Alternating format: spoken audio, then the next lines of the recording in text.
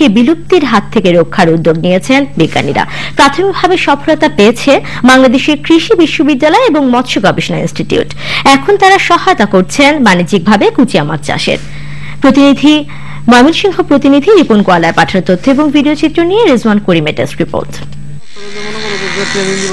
মৎস্য অধিদপ্তরের মতে দেশে বিলুপ্ত ও বিলুপ্তপ্রায় মাছের সংখ্যা প্রায় 54টি। এর মধ্যে কুচিয়া অন্যতম। 1.5 থেকে 2 ফুট লম্বা এ মাছটি দেখতে বাইম মাছের মতো। সুস্বাদু এই মাছটি উপজাতিদের কাছে খুবই জনপ্রিয়। ময়মনসিংহ অঞ্চলে প্রচুর পরিমাণে পাওয়া গেলেও জলবায়ু পরিবর্তন সহ নানা কারণে প্রায় বিলুপ্তির মুখে কুচিয়া মাছ। আগে তো অনেক বহুত কুচিয়া পাওয়া গেছে, 15 কেজি 20 কেজি করে মারছি। এখন তো 8 কেজি 10 কেজি পাই, এখন তো আর পোষে না। তখন 400 টাকা কেজি 300 টাকা কেজি এখন কুচিয়া পাওয়া যায় না। তবে দীর্ঘদিন গবেষণার পর বিপন্ন প্রজাতির এই মাছের বংশবৃদ্ধিতে সফলতা পেয়েছেন বাংলাদেশ কৃষি বিশ্ববিদ্যালয় ও মৎস্য গবেষণা ইনস্টিটিউটের গবেষকরা। আমরা এটা নিয়ে প্রায় 1.5 বছর আগে থেকে গবেষণা করছি।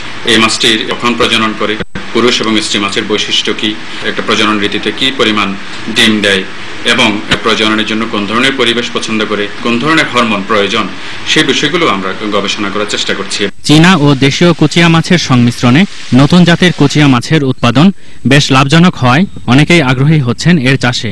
বাচ্চা উৎপাদন করতে পেরেছি, বড়ও করেছি আমি, যেটার ওজন প্রায় 200-250 গ্রাম, লেংথে 25 ইঞ্চি 30 ইঞ্চি, এরকম আমার কাছে অনেক স্টক আছে। চীন, হংকং, মঙ্গোলিয়া সহ বিদেশের বাজারে এই মাছের রয়েছে ব্যাপক চাহিদা। তাই বাণিজ্যিকভাবে উৎপাদনের দেশীয় চাহিদা মিটিয়ে বৈদেশিক মুদ্রাও আয় করা সম্ভব। রেজওয়ান করিম, মোহনা, ন্যাশনাল ডেস্ক।